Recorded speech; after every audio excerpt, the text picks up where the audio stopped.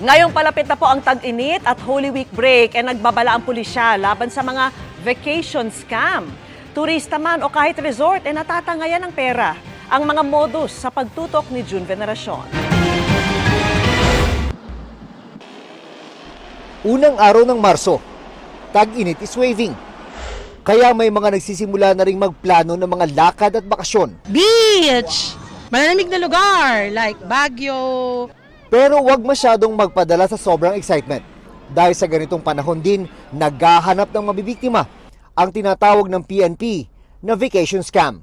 Ito yung modus na mag-aalok sa inyo ng bakasyon pero maglalahong parang bula kapag nabigyan na ng down payment. Mag-ingat po tayo na hindi po lahat ng nag-o-offer po ng cheaper price ay totoo po ito. At hindi lang mga nagbabakasyon ang pwedeng mabiktima, pati mga may negosyo.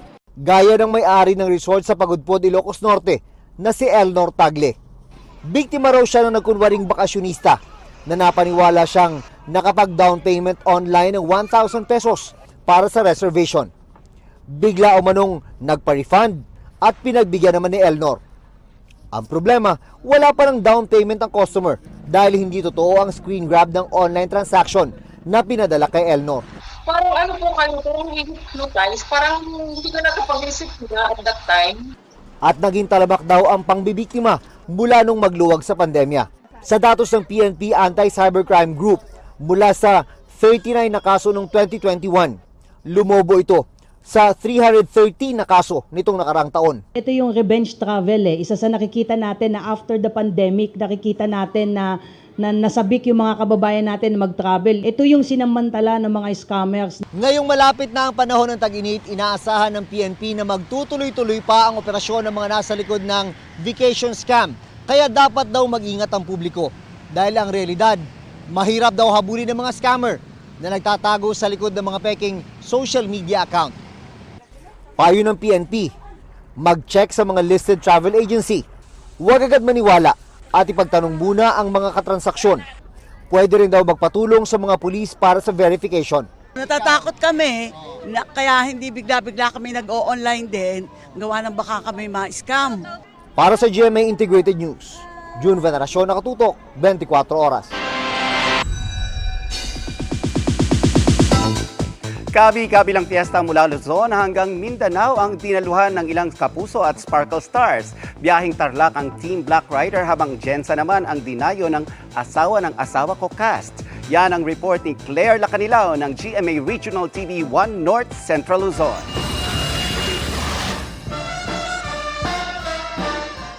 Sa tugtugin pa lang ng banda, buhay na ang kapistahan ng Barangay Bantog sa lungsod ng Tarlac. Dagdag saya sa pagdiriwang ang pagdalaw at pakikifiesta ng cast ng GMA Prime Series na Black Rider.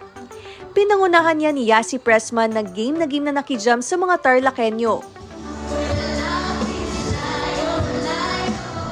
Very overwhelming. Siyempre gusto ko po magpasalamat po sa lahat ng mga pumunta at yumaka po sa amin, sa lahat po ng mga nanonood ng Black Rider.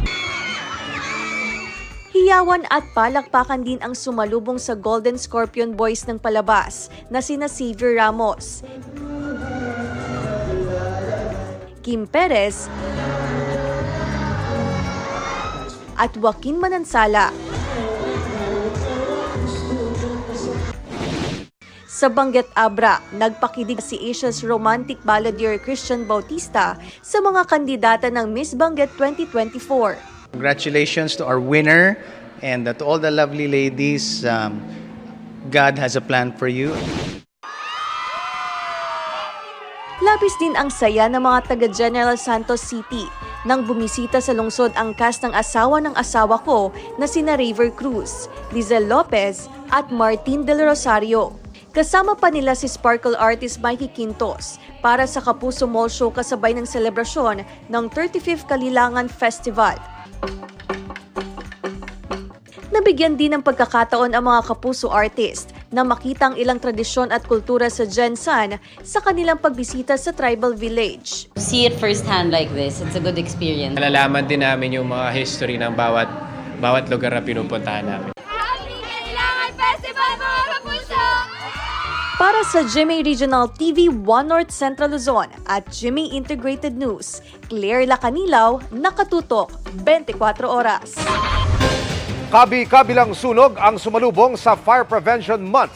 Dagdag sila sa mga tala ngayong taon na mas marami na kumpara sa unang 2 buwan ng 2023. Ang numero 1 sanhi ayon sa BFP, sigarilyo at mga katulad nito.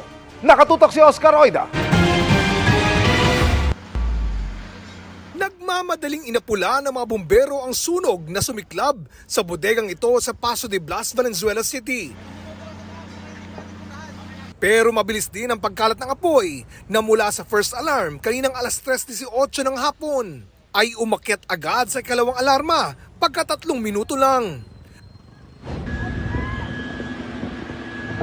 Binalot ng makapal na usok ang Barangay 7 sa Rojas, Capiz.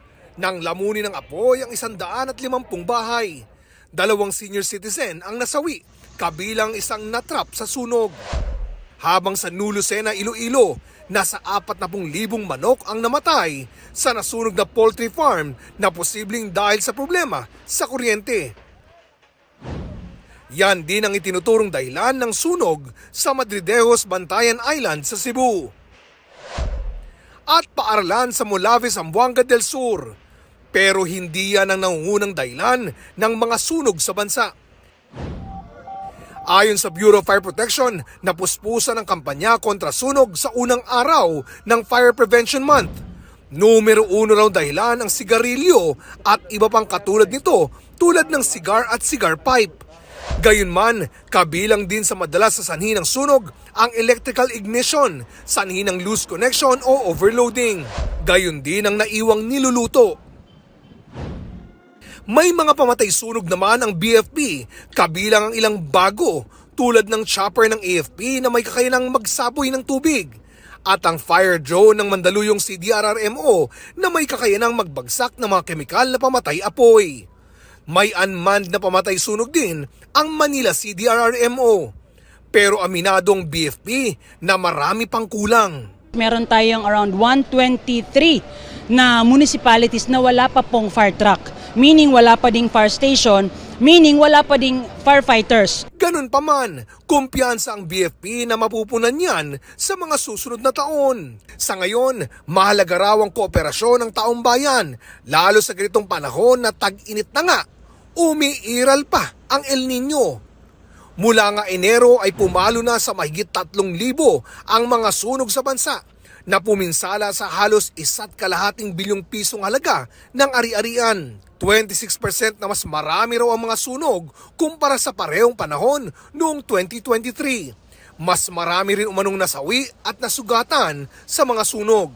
May kakulangan pa rin ng kaalaman ng ating mga community dahil majority ng fire incidents ay residential. Pinopromote natin yung EDITH, EDITH or Emergency or Exit Drill in the Home. Meaning, mag-usap-usap, isama sa topic, papaano maka-exit sa secondary exit ng grills, saan nakalagay ang susi, paano bumaba ng hagdanan kapag madilim. Para sa GMA Integrated News, Oscar Oida, nakatutok 24 oras. Naabot na raw natin ang peak o sukdulan ng El Nino pero hindi pa tapos ang epekto niyan ayon po yan sa Pag-asa. At dahil inaasahang magtatapos na rin ang amihan ngayong Marso, tataas pa ang temperatura at mas titindi pa ang damang init. At yan po ang tinutukan ni Ivan Mayrina. Bitak-bitak at tuyong-tuyo na ang mga lupang sakahan sa Bulalakaw, Oriental Mindoro. Natuyo na raw kasi ang ilog na pinagkukunan ng tubig doon sa tindi ng init ng panahon. Una nang nagdeklara ng state of calamity ang bayan dahil sa matinding epekto ng El Nino. Katunayan ayon sa Municipal Agriculture Office, nasa 60 million pesos ang halaga ng kanilang pinsala sa agrikultura mula sa 100 hektarya ng tanimang palay at sibuyas. As early as first week ng December, nagsisimula niyang bumitak ang lupa, although basa pa rin. Hanggang sa lumaki na lumaki. Ngayon talagang pwede mong isaksok yung kamay mo, talagang sit sa butas, ganun kalaki ang bitak sa palayan. Yung two major river namin, yung Cabilla River at Mauhaw River, are parehas na silang tuyo.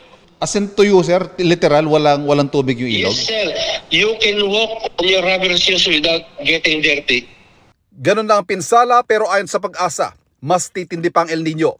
Bagamat papahupa ng temperatura sa dagat Pasipiko, hanggang 3 buwan pa raw mararamdaman ang epekto ng El Nino.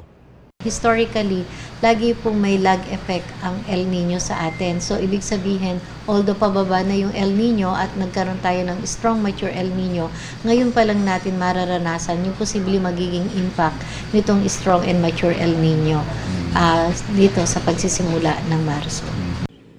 At hindi lang sa agrikultura, kundi sa mismong pakiramdam ng ating temperatura, mas titindi pa. Bago ang ikatlong linggo ng Marso ay naasahang opisyal na magtatapos ang amihan. At dito napapalo na hanggang 40 degrees Celsius ang temperatura sa ibang mga lalawigan. Aktual na temperatura yan at higit pa ang magiging damang init. May mga areas na predict natin could be as high as 40, lalo na dito sa mga areas sa may Cagayan Valley region. So mga around by April or May makikita natin. Sa Mayo magsisimula naman balik ang ulan pero paalala ng Pag-asa, posibleng maantala ito sa ilang lugar na patuloy na magdudulot ng matinding pinsala sa agrikultura. Para sa GMA Integrated News, Ivan Mayrina, nakatutok 24 oras. Mga kapuso, sa ating ulat panahon, dahil sa El Nino, buong Pebrero naranasan ang kakulangan sa ulan sa malaking bahagi ng bansa. Sa inilabas na datos ng Pag-asa mula February 1 hanggang 29, mas mababa sa normal ang natanggap na ulan ng halos buong Luzon, ilang bahagi ng Eastern at Western Visayas, pati ng Zamboanga Peninsula. Above normal o mas mataas sa pangkaraniwang dami ng ulan naman ang naranasan ng Soc-Sargen at Davao Oriental. At base naman sa Metro Weather para sa weekend, mababa ang tsansa ng ulan bukas sa malaking bahagi ng Luzon, maliban sa Northern Luzon, Aurora at Mindoro provinces. Magpapatuloy po yan sa linggo pero bahagya namang mababawasan. Maaliwalas ang panahon sa Metro Manila pero magbaon pa rin ang payong kung may weekend outdoor activity. Posible namang ulanin ang Samar at Leyte provinces sa Sabado at ilang bahagi rin ng Negros provinces at Central Visayas pagsapit ng linggo. Sa mga taga Mindanao, may pag-ulan naman sa Sulu Archipelago, Zamboanga Peninsula at ilang bahagi ng Soc-Sargen at Davao Region bukas. Unti-unti namang gagana ang panahon dyan pagdating ng linggo.